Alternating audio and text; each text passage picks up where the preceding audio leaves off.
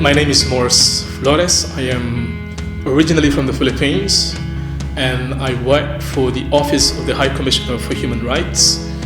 This is the UN body that look after the issue of human rights in general, all over the world.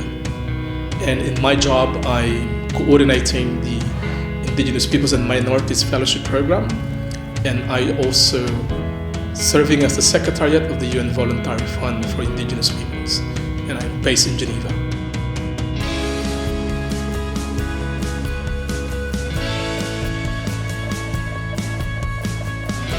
During my first visit, I was introduced to Armenia as a monocultural country, or monoethnic country.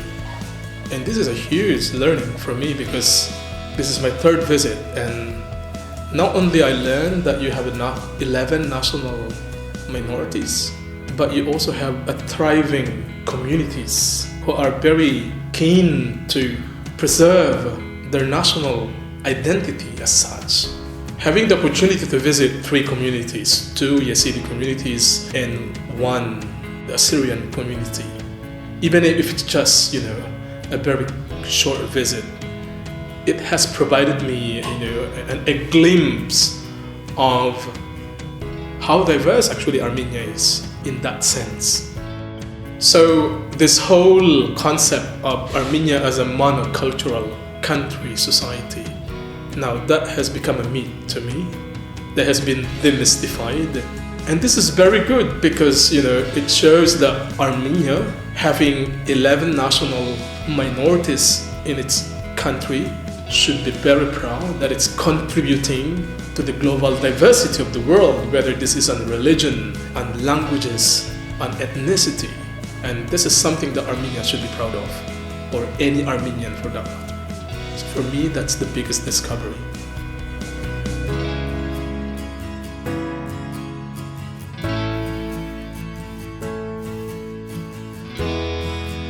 I could say that one of the most profound, problem that I've seen, not only with the Yazidi, but I also saw that with the Greek national minority, is the issue of the loss of identity that is linked with loss of language, that is also linked with access to education.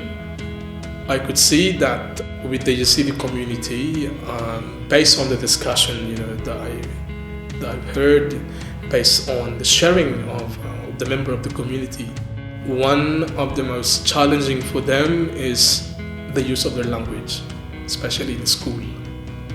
And we know exactly that when minority communities are unable to use their mother tongue in school, the repercussion is many. One of the most profound repercussion is the loss of identity. The fact that a child is unable to use his or her national mother tongue in school, it's giving a meaning to the child that his or her mother tongue is not important, that his language or her language is not important.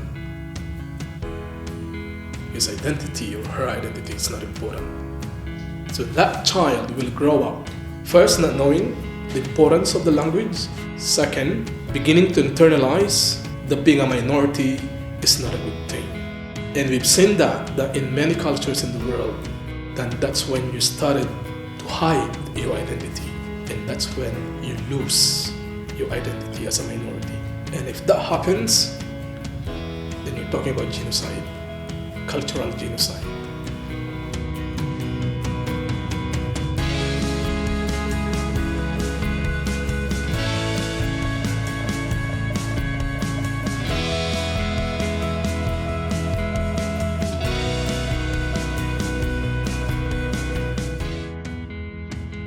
In the Philippines, we have 178 ethnic minorities, and since 1997, we have a national law that promotes and protects these people. We call it the Indigenous Peoples' Rights Act of 1997.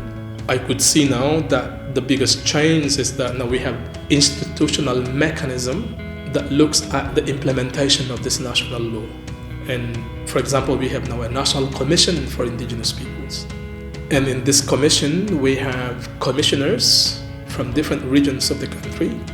They have their own budget coming from the national government. Although this budget is coming from the government, they're quite independent from the government.